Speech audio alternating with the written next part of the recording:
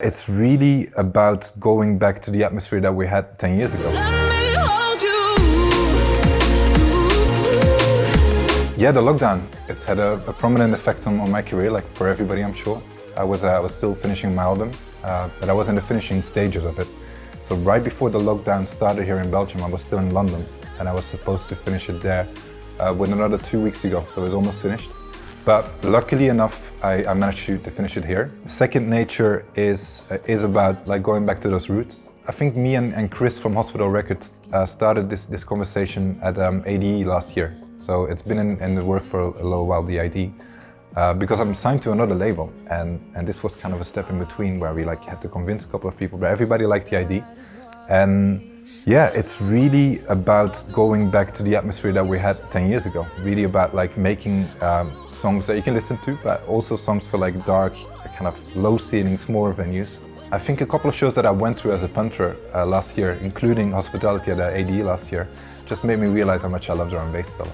You know, like when you bring up memories in your own career from 10 years ago, it's very nice to romanticize everything and to like think back at everything. In the most positive way, because there's so many incredible memories that I really want to bring up again.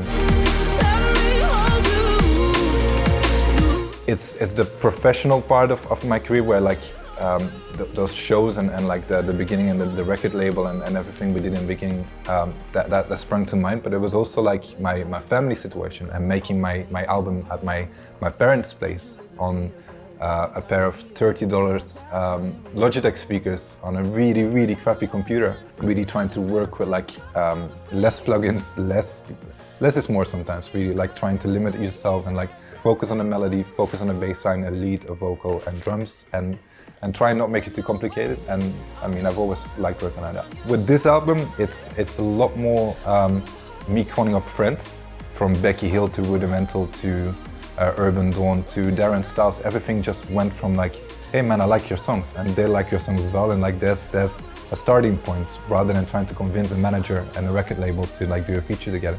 This all went very natural.